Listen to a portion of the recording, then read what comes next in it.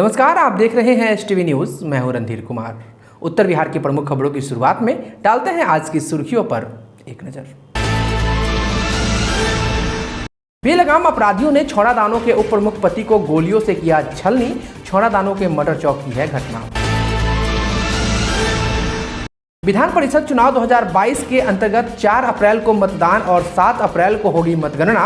पूर्वी चंपारण जिला निर्वाचन पदाधिकारी सह जिलाधिकारी ने प्रेस वार्ता कर दी विस्तृत जानकारी।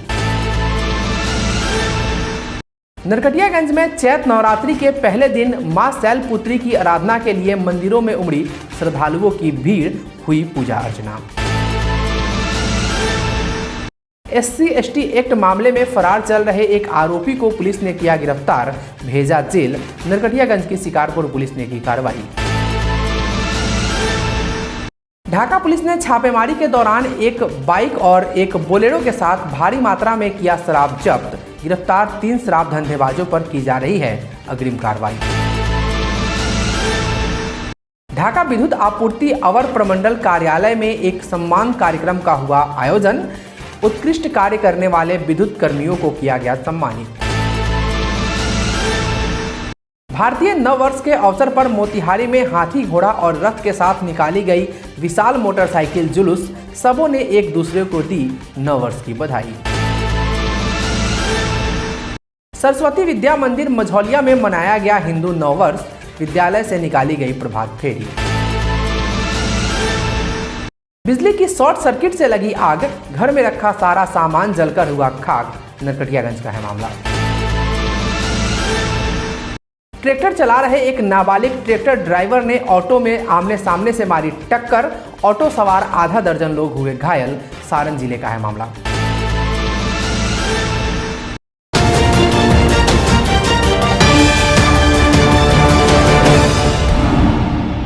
पूर्वी चंपारण जिले के छौड़ादानो थाना क्षेत्र में हथियारबंद अपराधियों ने उप प्रमुख सुनीता देवी के पति रमेश यादव को गोलियों से छलनी कर दिया है। जानकारी के मुताबिक अपराधियों की 3 गोलियां रमेश यादव को लगी। गोली लगने से जख्मी रमेश यादव को आनन फानन में निजी नर्सिंग होम में इलाज के लिए ले जाया गया, लेकिन उससे पहले उनकी मौत हो गई। घटना छौड़ादानो थाना क्षेत्र के मटर चौक की है। बताया जाता है कि रमेश यादव दरपा थाना क्षेत्र के पीपड़ा के रहने वाले थे। उनका मटर चौक के पास अपना नवनिर्मित मार्केट है। मार्केट में बैठकर कुछ लोगों से बातें कर रहे थे। इसी दौरान हथियारबंद अपराधी आए और रमेश यादव पर अंधाधुंध फायरिंग शुरू कर दी। फायरिंग होता देख वहां बैठे लोग उप प्रमुख पति को खींचकर मार्केट में बने एक कमरे की तरफ लेकर भागे और दरवाजे को बंद कर लिया। जानकारी के अनुसार उस कमरे में खिड़की खुला रहने के कारण खिड़की से भी अपराधियों ने फायरिंग शुरू कर दी। लगभग 10 मिनट तक तांडव मचाने के बाद गाली देते हुए अपराधी भाग निकले।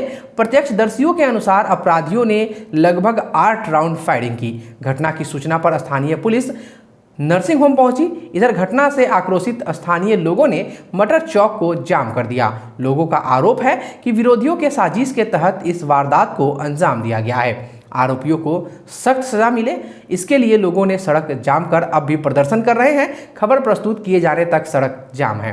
घटनास्थल पर पुलिस बल पहुंचकर लोगों को समझाने बुझाने का काम कर रहे हैं, लेकिन लोग अब भी सड़क जाम किए हुए हैं। आज पूर्वी चंपारण जिला निर्वाचन पदाधिकारी सह जिलाधिकारी शीर्षत कपिल अशोक ने आज प्रेस कॉन्फ्रेंस की। इस दौरान बिहार विधान परिषद चुनाव 2022 के निमित्त मतदान एवं मतगणना कार्य को सफलतापूर्वक संपन्न कराने संबंधित आवश्यक जानकारी उन्होंने प्रेस वार्ता के दौरान दी। इस दौरान उन्होंने बताया कि जिले के सभी 27 प्रखंड कार्यालय में पोलिंग स्टेशन स्थापित किए गए हैं। MS कॉलेज को स्ट्रांग रूम बनाया गया है। उन्होंने बताया कि 4 अप्रैल की सुबह 8 बजे से शाम 4 बजे तक पोलिंग होगा। वहीं मतों की गिनती 7 अप्रैल सुबह 8 बजे से की जाएगी। मतदान को स्वच्छ, निष्पक्ष एवं भय रहित वातावरण में संपन्न कराने को लेकर सुरक्षा के पुख्ता इंतजाम किए गए हैं। प्रेस वार्ता के दौरान जिला उप निर्वाचन पदाधिकारी, सहायक निर्वाचन पदाधिकारी, जिला जनसंपर्क पदाधिकारी आदि मौजूद थे। सर्वप्रथम जो है इस चुनाव में हमारे 6607 वोटर्स सम्मिलित हो रहे हैं। तो 27 जगह पे प्रखंडों में जो है ये हमारे पोलिंग स्टेशंस रहेंगे और PCCP का डिस्पैच भी जो है एक दिन पहले यानी 3 तारीख को यहाँ से किया जा रहा है। 27 PCCP का फॉर्मेशन किया गया है। Polling officers P1, P2, P3 उनके साथ रहेंगे प्रिसाइडिंग ऑफिसर्स के साथ। जोनल मैजिस्ट्रेट 13 और सुपर जोनल 6 जो है अनुमंडल वार जो है हम लोगों ने डिप्लॉय किए गए हैं। इस पे जो डेट एंड टाइम ऑफ पोल 4 तारीख है डेट, एंड पोल का जो टाइमिंग रहेगा वो सुबह 8 बजे से 4 बजे तक रहेगा। और इस संदर्भ में जो है डिटेल जो प्रक्रिया है और ट्रेनिंग जो है ये भी कंप्लीट जो है यहाँ से किए गए हैं। और काउंटिंग के लिए भी जो है अलग से ट्रेनिंग यहाँ पे आज भी हो रहा है, और फिर पोल डे के बाद भी जो है 5 तारीख को भी जो है इसका हम कंडक्ट करेंगे। कितने कुल टेबल होंगे सर? 14 टेबल रहेंगे काउंटिंग के लिए और 1 आरओ का टेबल रहेगा। कितने ऐसे कैसे कितने उम्मीदवार मतदाता हैं जो साक्षर नहीं है सर? 267 मतदाता है कि जो साक्षर नहीं है। उनके लिए कैसी व्यवस्था की है सर? वो घोषणा पत्र प्रिसाइडिंग ऑफिसर के पास दे देंगे, और उसके तदोपरांत जो प्रिसाइडिंग ऑफिसर जो है उसको देखकर जो है ऑलरेडी इलेक्ट्रल रोल में उनको मेंशन किया गया है, और तदोपरांत जो है उसको फिर अलाउ किया जाएगा। आज से चैत्र नवरात्रि और हिंदू नववर्ष प्रारंभ हुआ है। चैत्र नवरात्रि के पहले दिन नरकटियागंज अनुमंडल अंतर्गत सभी दुर्गा मंदिरों में प्रातःकाल से ही पूजा अर्चना के लिए भक्तों का आना जाना शुरू हो गया। वहीं नरकटियागंज के हरदिया माई स्थान मंदिर में सुबह की आरती हुई, जिसमें श्रद्धालु शामिल हुए। इस दौरान माता रानी के जयकारों से मंदिर गूंज उठा। सुबह से ही मां दुर्गा का आशीर्वाद प्राप्त करने के लिए भक्तों का आना जाना शुरू हो गया। माता के दर्शन के लिए भक्त सुबह से ही मंदिर में कतारबद्ध दिखे। बता दें कि हरदी टेढ़ा माई स्थान इस क्षेत्र का प्रसिद्ध सिद्धपीठ है। यहाँ पर लोग अपनी मनोकामना पूर्ति के लिए माता का दर्शन करने आते हैं। गौरतलब हो कि चैत्र नवरात्रि को बसंत नवरात्रि भी कहते हैं, जो कि आज यानी 2 अप्रैल से शुरू हुआ है, जिसका समापन 11 अप्रैल को होगा। आचार्य जितेंद्र पांडे ने बताया कि पंचांग के अनुसार चैत्र माह के शुक्ल पक्ष की प्रतिपदा तिथि को चैत्र नवरात्रि का प्रारंभ कलश स्थापना के साथ होता है। इसमें मां दुर्गा के 9 रूपों की पूजा अर्चना की जाती है। आगे उन्होंने क्या कुछ कहा, आप खुद सुनिए। आज जो है प्रतिवर्ष की भांति इस वर्ष भी हिंदुओं के प्रमुख त्यौहार में से एक चैत्र नवरात्रि शुक्ल पक्ष प्रतिपदा से नवमी तक मनाया जाता है। और इस वर्ष 2022 में चैत्र नवरात्रों का आरंभ 2 अप्रैल शनिवार से हो रहा है, और 10 अप्रैल तक यह जो है सो व्रत उपासना का पर्व मनाया जाएगा। इस बार किसी भी तिथि का क्षय नहीं होने से यह नवरात्रि जो है बहुत ही महत्वपूर्ण है। पूरे 9 दिन का होगा, और 11 अप्रैल दशमी के दिन श्री दुर्गा जी का विसर्जन किया जाएगा। ये अभी पूजा स्थल जो हरदी माई स्थान है, इस मंदिर के बारे में क्या कहें? जी, यह हमारे हरदी माई स्थान है, और जो है यह माता जी का स्थान कब से है ये कभी किसी को जो है सो जानकारी नहीं हुआ। हमारे बूढ़े बुजुर्ग जो है सो पूजा करते आ रहे हैं, और वहीं बतलाते हैं कि यह हरदी माई का स्थान है, और आज हम लोग यहाँ तक पहुँचे हुए हैं। आपका नाम? मेरा नाम पंडित जितेंद्र पांडे हुआ। गौरतलब है कि पिछले 2 साल से कोरोना संक्रमण के कारण नवरात्रि में मंदिरों में सीमित संख्या में श्रद्धालु आते थे, लेकिन इस बार पाबंदियां हटने के बाद नवरात्रि के अवसर पर मां दुर्गा की मंदिरों में फिर से रौनक लौट आई है। विश्व हिंदू परिषद और बजरंग दल ने मोतिहारी के मठिया जिरात से भारतीय नव वर्ष के अवसर पर हाथी घोड़ा और रथ के साथ विशाल मोटरसाइकिल जुलूस निकाला। रथ पर विश्व हिंदू परिषद के बिहार झारखंड क्षेत्र संपर्क प्रमुख अशोक श्रीवास्तव अधिवक्ता और प्रांत सह संपर्क प्रमुख राणा रणवीर सिंह खड़े होकर पूरे शहर को नव वर्ष की बधाइयां देते और बधाइयां स्वीकार करते देखे गए। इस दौरान कार्यकर्ता जय श्री राम, भारत माता की जय और वंदे मातरम का गगनभेदी नारा लगा रहे थे।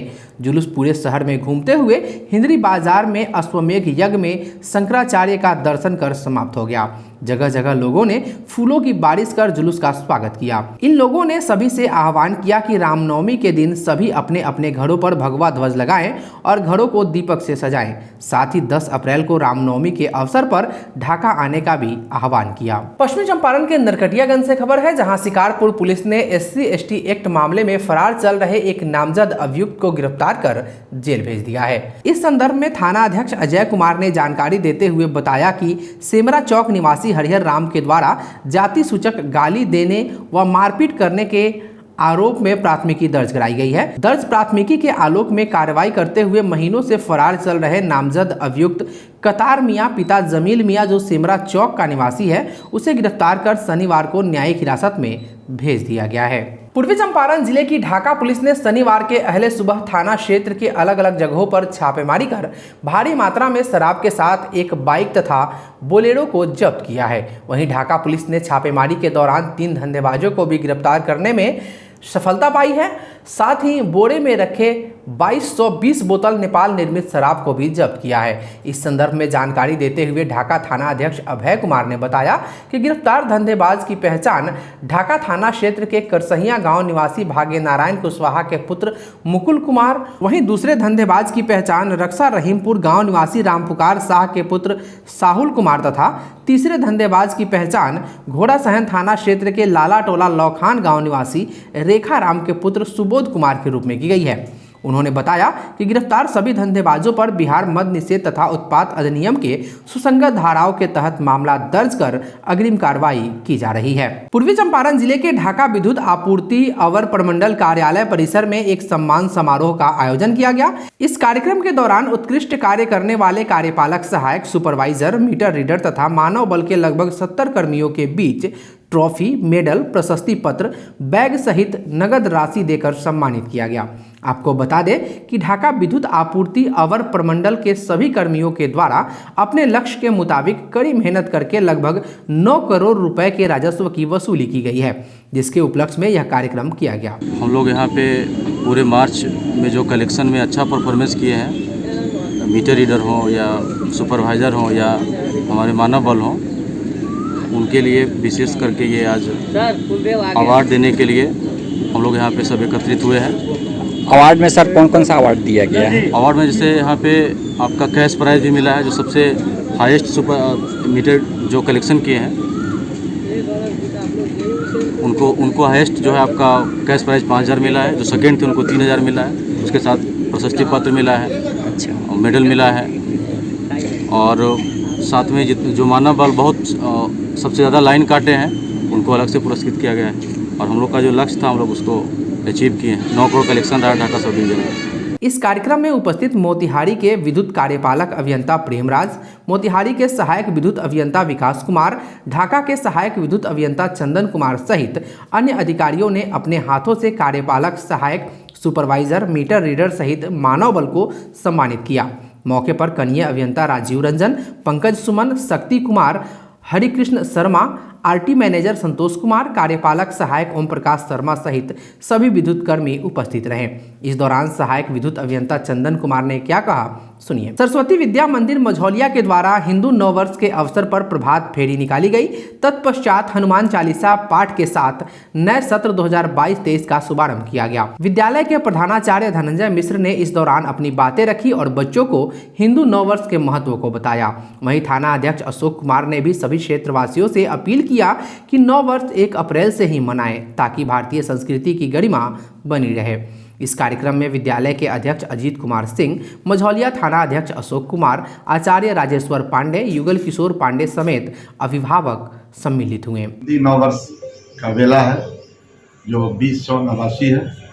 ये हमारे भारतीय संस्कृति की देन है।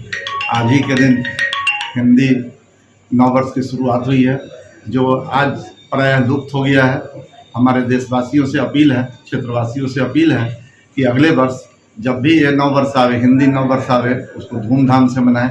जबकि हमारा 1 जनवरी नव वर्ष नहीं है लेकिन उसे हम धूमधाम से मनाते हैं, जबकि हमारा हिंदी नव वर्ष आज है जिसको धूमधाम से नहीं मनाते हैं। आज मझौलिया थाना क्षेत्र में सिर्फ एक सरस्वती शिशु मंदिर के बालक ही हिंदी नव वर्ष के लिए बधाई देने आए थे, अन्य कहीं से भी कोई व्यक्ति नहीं आया। इसलिए सभी क्षेत्र के जनता से आग्रह है कि अगले वर्ष इसे धूमधाम से मनाएं। नासी की हार्दिक शुभकामना। जी जी। यह भारतीय परंपरा की नववर्ष प्रारंभ है जिसे अंग्रेजों के द्वारा दबा दिया गया था। जी जी। विद्या भारती विद्यालय सत्यनारायण सरस्वती शिशु मंदिर मझौलिया के द्वारा यह कार्यक्रम विद्यालय से प्रारंभ होकर मझौलिया थाना होते हुए बाजार होते हुए पुनः हम लोग विद्यालय में पहुंचेंगे और तत्पश्चात वहाँ विद्यालय की नए सत्र के शुभारंभ भी होगा। धन्यवाद। पश्चिमी चंपारण के नरकटियागंज से खबर है, जहां शनिवार को करीब 12 बजे बिजली की शॉर्ट सर्किट से एक फूसनुमा घर में आग लगने से घर में रखा सारा सामान जलकर खाक हो गया। घटना प्रखंड के हरदी टेढ़ा पंचायत अंतर्गत सितवापुर वार्ड नंबर 3 की बताई जा रही है, जहां शनिवार को करीब 12 बजे घर से सटे ट्रांसफार्मर में शॉर्ट सर्किट होने लगी। तभी एकाएक मैनुद्दीन देवान के घर में आग लग गई, जिसके बाद गांव में अफरा तफरी मच गई। वहीं सूचना पर पहुंची अग्निशमन की गाड़ी व स्थानीय लोगों की मदद से आग पर काबू पाया गया। तब तक सब कुछ जलकर खाक हो चुका था। घटना के संदर्भ में स्थानीय निवासी समी अहमद ने बताया कि बिजली की शॉर्ट सर्किट से आग लगने से मैनुद्दीन मियां व उनके चारों बेटे का घर जलकर राख हो गया है तथा काफ़ी मशक्कत के बाद अग्निशमन के सहयोग से आग पर काबू पाया गया। उन्होंने बताया कि मैनुद्दीन देवान लड़की की शादी की तैयारी में जुटे थे, तभी आग ने सब कुछ राख कर दिया। वहीं पीड़ित मैनुद्दीन देवान व उनके परिवार का रो रो कर बुरा हाल है। पीड़ित परिवार ने प्रशासन से मदद की गुहार लगाते हुए मुआवजे की मांग की है। घर में आगे लग रहा है, लड़की के शादी दिन पहले बनी, मान लीजिए सब सामान जड़ गए। हम सरकार से ये कहता भी हमके मदद दो। कब लड़की की शादी रह रहे हो? शादी के दिन में सामान सब किन के रखा था। अच्छा। बिजली के शॉर्ट सर्किट से आग लग गया है। आग लगा, इनके घर में शादी था, लड़की की शादी था, और इस आग लगने के क्रम में इनके घर में कोई भी सामान नहीं बचा है, जिसके कारण ये काफ़ी गरीब लोग हैं। सरकार से और हमें प्रशासन से यही चाहिए कि इनको मुआवजा दिया जाए, ताकि अपना फिर से गुजर बसर ये लोग करे। सारण जिले से अगली खबर है। छपरा पटना मुख्य मार्ग स्थित शहर के नई बस्ती तेलपा के समीप सवारी लदी ऑटो व एक ट्रैक्टर के बीच हुई आमने सामने की टक्कर में ऑटो सड़क किनारे खाई में पलट गई, जिसमें सवार करीब आधे दर्जन यात्री चोटिल हो गए। घटना आज सुबह 8:30 बजे की बताई जा रही है।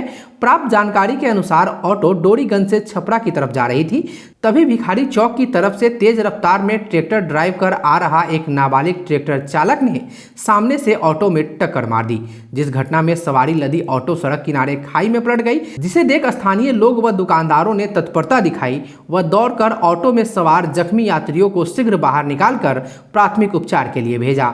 इस दौरान एक बड़ा हादसा टल गया। वहीं इस घटना को अंजाम देकर भाग रहे ट्रैक्टर चालक को पकड़कर लोगों ने उसकी पिटाई शुरू कर दी, जिसे बीच बचाव कर कुछ स्थानीय लोगों ने छुड़वाया। वहीं इस घटना से आक्रोशित स्थानीय लोग जिला प्रशासन की विधि व्यवस्था पर सवाल उठाते हुए नजर आए। इन लोगों के खिलाफ प्रशासन कोई ठोस व कारगर कदम नहीं उठा रहा है, जिससे सड़कों पर नाबालिग इन ट्रैक्टर चालकों के द्वारा ट्रैफिक नियमों की खुलेआम धज्जियां उड़ाई जा रही हैं। पूर्वी चंपारण के फिनहरा अंचल कार्यालय में सेवानिवृत्त हुए अंचल अमीन मथुरा प्रसाद को विदाई दी गई।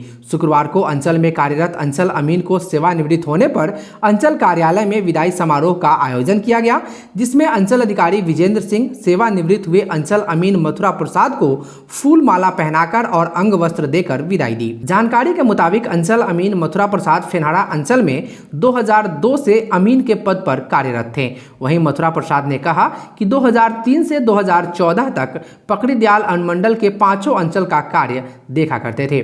इस मौके पर दीपक कुमार, मधुकांत सिंह, सीआई उदय नारायण प्रसाद, मोहम्मद जावेद सहित अंचल के अन्य कर्मी मौजूद थे। पूर्वी चंपारण के ढाका से अगली खबर है। यहां अर्श कोचिंग द्वारा छात्र सम्मान समारोह का आयोजन किया गया है, जिसमें बिहार बोर्ड परीक्षा में सर्वश्रेष्ठ अंक लाने वाले छात्रों को मेडल पहनाकर सम्मानित किया गया। इस कार्यक्रम का उद्घाटन सिकरहाना अनुमंडल पदाधिकारी इफ्तिखार अहमद ने की।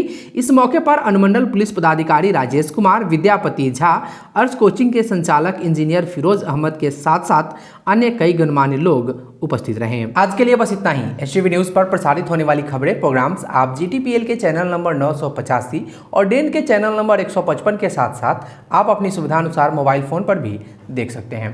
अगर आप हमें YouTube के माध्यम से देखना चाहते हैं तो एसटीवी न्यूज़ के ऑफिशियल YouTube चैनल को सब्सक्राइब करें और बेल आइकॉन दबाकर ताज़ा वीडियोज़ की नोटिफिकेशन प्राप्त करें। फेसबुक पर हमारे साथ जुड़ने के लिए एचटीवी न्यूज़ के फेसबुक पेज को लाइक करें और ट्विटर पर एचटीवी न्यूज़ को फॉलो करें। तमाम लेटेस्ट अपडेट के लिए देखते रहिए उत्तर बिहार का सबसे तेज़ी से उभरता न्यूज़ चैनल एचटीवी न्यूज़, सच की आवाज़। नमस्कार।